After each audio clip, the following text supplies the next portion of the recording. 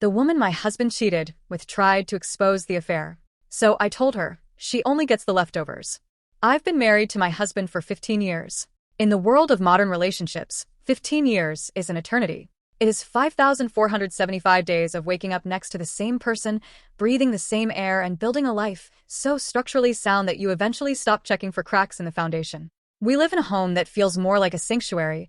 High ceilings, floor-to-ceiling windows that overlook a garden I don't have to weed, and a kitchen that looks like it belongs in a professional architectural magazine. My husband has a career that I don't fully discuss in detail, but it's the kind of career that provides a shield. Because of him, I have been shielded from the jagged edges of reality for a very long time. I am a jewelry designer. I have a private studio at the back of our property. I love my work. Things I create are a passion project. The profit they generate would never, in a million years, sustain the life I lead. It wouldn't pay the property taxes on this house, let alone the travel, the clothes, or the dinners. I haven't seen a utility bill in over a decade. I spend my mornings in my studio, my afternoons at a high-end gym, or having long, wine-soaked lunches with a social circle that has become my entire world. Our families are inextricably linked. My mother treats him like the son she never had. His sisters are the closest thing I have to best friends. Our social circle is a web. If one strand snaps, the whole thing vibrates. And for the longest time, he was the perfect partner. Even now, with everything I know, it's hard to wrap my head around the duality of his nature. He is the man who still insists on cooking dinner 4 nights a week because he knows I lose track of time in my studio. He is the man who cleans the kitchen alongside me, never making me feel like the domestic labor is my job. Every Friday, without fail, he makes my favorite meal. He'll spend 3 hours reducing a sauce or hand-rolling pasta because he knows it makes me smile. And the small things, the things that usually define a good husband, he excels at them. If it's 3 in the morning and I'm crying because of a nightmare or just a sudden wave of unexplained sadness, he doesn't groan or turn over. He gets up. He asks if I want a burger from that one 24-hour place or a specific type of sour candy from the gas station. Then he drives. He drives through the dark, quiet streets just to bring me something that will make the next hour easier. I try to be that partner for him, too. I listen, I support, I curate a beautiful home. The only thing I can't do is drive him anywhere I never learned. I've lived a life where I've always been driven literally and metaphorically. The discovery of his cheating wasn't a movie moment. There was no dramatic finding of a lace thong in the glove box or a sudden, I love someone else confession. It was a slow, agonizing erosion of my ignorance. It started with a feeling, a shift in the temperature of our marriage. A phone held a little too close to the chest. A meeting that ran late but didn't leave him looking tired. When the realization finally hit me, the concrete, undeniable proof, I went into a state of shock that lasted for months. I didn't scream. I didn't throw plates. I sat in my studio for hours, staring at the wall, feeling my heart turn into something cold and metallic. I realized very quickly that I had 2 choices. I could burn it all down, tell our families, file for divorce, and walk away with a settlement that might last a few years before I had to drastically change who I was. Or I could adapt. I chose to adapt. I decided to stop loving him as a husband and start viewing him as a benefactor, a companion, and a friend. I decided that his body and his romantic loyalty were no longer the rent I required for this life. I let go of the jealousy because I let go of the love. I kept the house. I kept the travels. I kept the security. I decided that as long as he came home, as long as he took care of me, and as long as our public life remained untainted, I would simply look the other way. I thought I had mastered this. I thought I was untouchable in my detachment. Then came the "Hey girly" messages. It started exactly a month ago. I was scrolling through Instagram, looking at jewelry inspiration, when I saw a request in my hidden folder. The profile picture was of a woman who looked familiar. Not because I knew her, but because she looked like the kind of woman my husband would notice. I didn't open the message. I knew instinctively what it was. I've spent enough time on the internet to know that a message starting with "Hey girly, I think we need to talk" is the universal harbinger of a ruined afternoon. I ignored it. I deleted the request. A few days later, she found me on TikTok. I don't even post much there, mostly just process videos of my jewelry work. She commented on a video of me soldering a jump ring. Check your DMs on IG. It's important. I blocked the account. Then came Facebook Messenger. She had found my personal profile, the one where I post pictures of our dogs and our anniversary dinners. Another request. Another "Hey girly."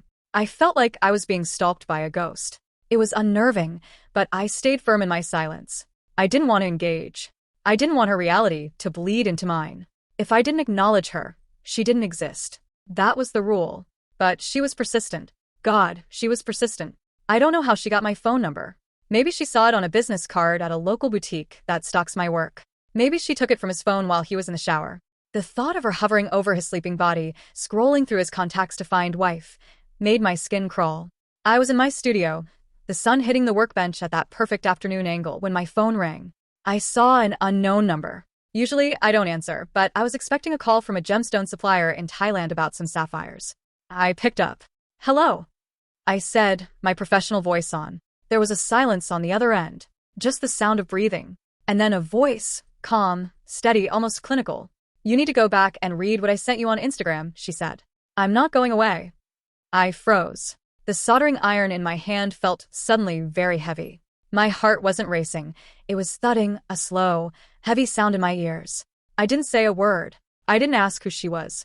I didn't give her the satisfaction of a reaction. I just hung up. I sat there for a long time, the smell of burnt flux filling the room. I realized then that the wall I had built around my life was being breached. I couldn't ignore her anymore because she was willing to scream until I listened. I opened the Instagram message. It was exactly what you'd expect. A massive wall of text. It started with the "I didn't know he was married" lie, the classic opening gambit. She claimed she had just found out and felt guilty as a woman's woman. But as I scrolled through the screenshots she sent, photos of them together, snippets of their conversations, it was clear she was lying. She knew. She had sent him messages asking about me. She had seen my photos on his feed. She had known exactly whose husband she was taking. I didn't read the whole thing. I couldn't. It was too much noise. But I did something I promised myself I wouldn't do. I replied. I typed out a short, cold message. I know about the affair.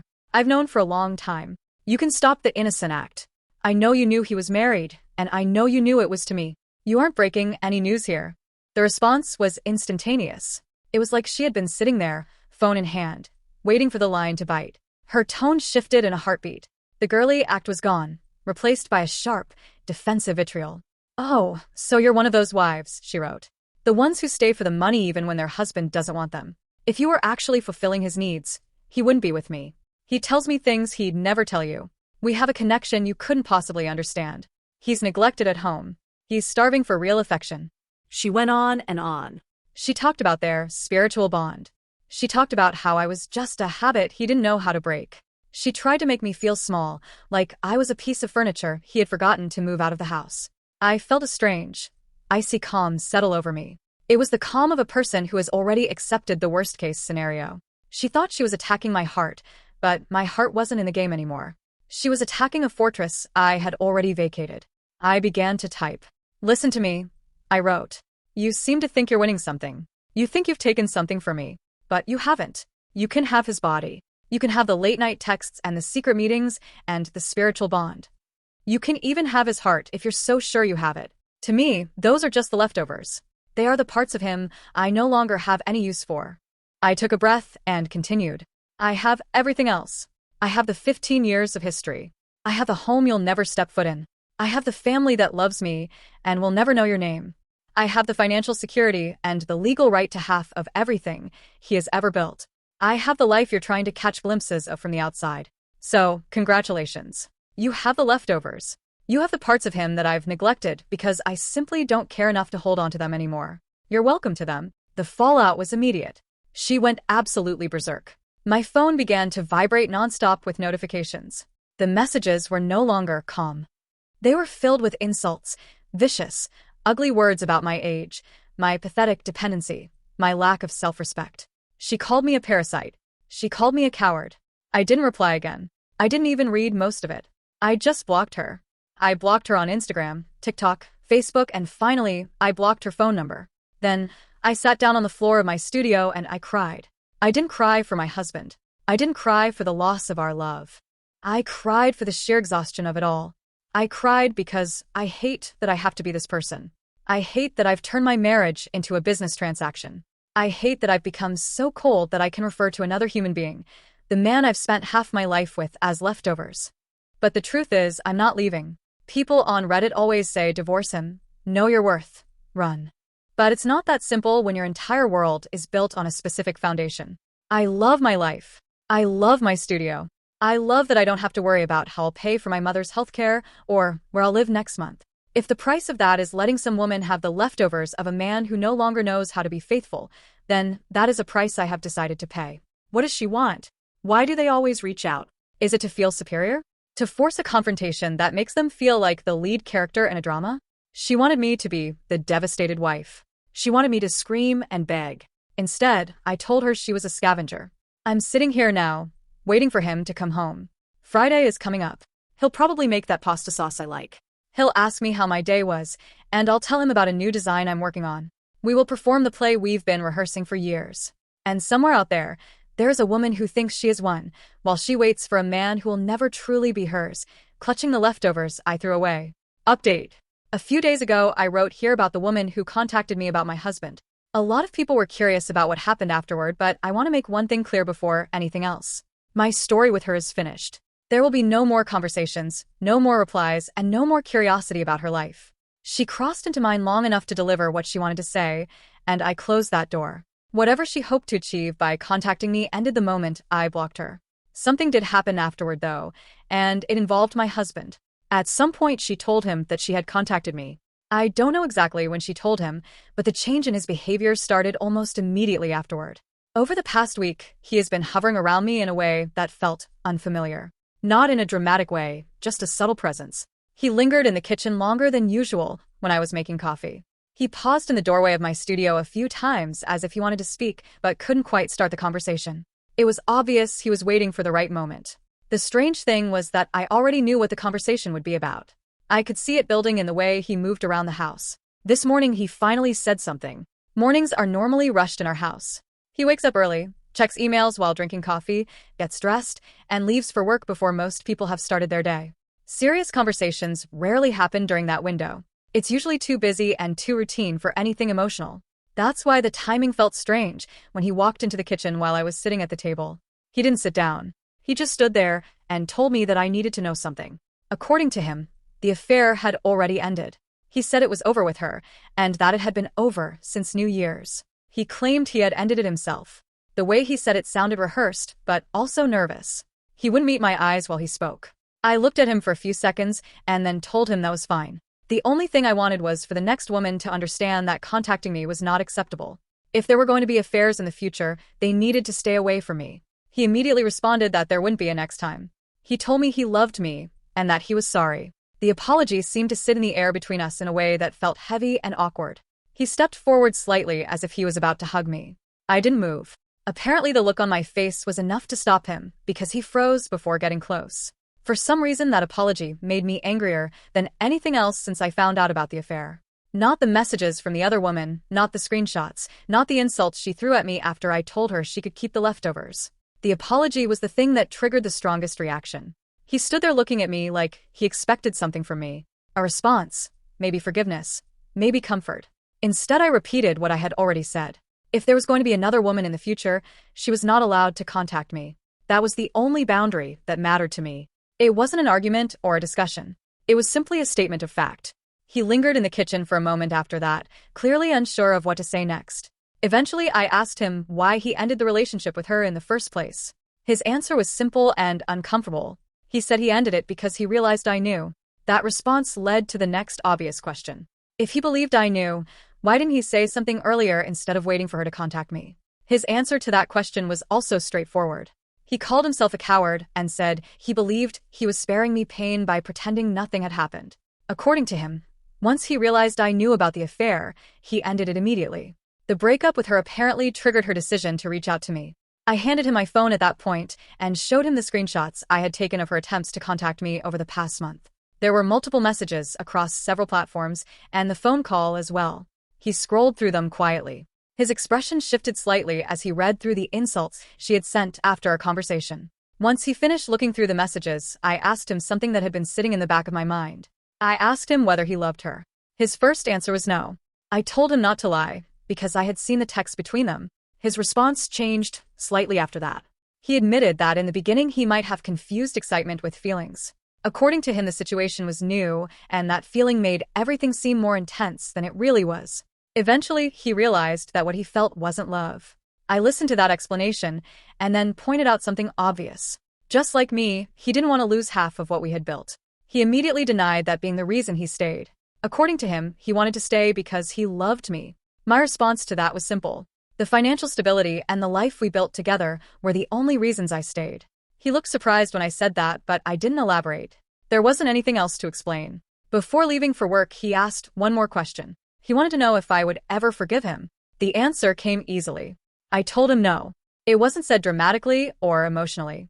It was simply the truth. I explained that even if the images of the affair eventually faded and the physical betrayal stopped feeling so vivid, something else had already been destroyed. The man I believed I was married to for 15 years no longer existed. That version of him had lived only in my head. Destroying that image was something I would never forgive. After that, he left for work. Once the front door closed behind him, I sat at the kitchen table for a long time feeling completely drained. The conversation had lasted less than 20 minutes, but it felt like it had taken hours out of me. A few hours later, there was a knock on the door. When I opened it, my mother-in-law was standing there. Apparently, he had told both his parents what happened before leaving for work. She came over to check on me and make sure I was all right. The moment she stepped inside the house, I finally allowed myself to cry properly. She didn't ask many questions. Instead, she sat with me in the living room and let me talk until I ran out of things to say. She looked angry on my behalf, but also deeply disappointed in her son. Eventually, she suggested therapy. Not in a pushy way, just as a possible next step. She told me that he had mentioned wanting to try counseling together if I was willing.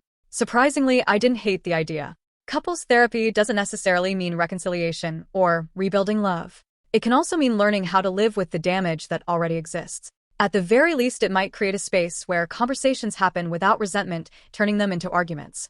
More importantly, I realized I probably need therapy for myself as well. Living in this strange version of a marriage requires some kind of emotional outlet. For the past 2 years, I simply adapted to the situation and convinced myself it was manageable. That worked until the outside world forced its way into the arrangement. Another thing became clear during that conversation with my mother-in-law. I need some physical distance from him occasionally. Not permanently, not in a dramatic separation, but some form of refuge where I can spend time alone without constantly sharing the same space. Maybe a small apartment or studio somewhere nearby. Somewhere I can stay a few days a week or occasionally for an entire week when I need quiet. He could use that time however he wants as well. Work late, travel, spend time alone. At least it would remove the need for excuses about business dinners or overnight trips. My mother-in-law actually thought that idea sounded reasonable. Right now, nothing has been finalized. The therapy idea is still just a suggestion, and the separate space is something I need to look into more seriously. For the moment, the house is quiet again, and life is moving forward the same way it always has. The difference now is that everything has been spoken out loud. Thanks for watching. Don't forget to like, share, and subscribe to Daily Tales Update for more such stories.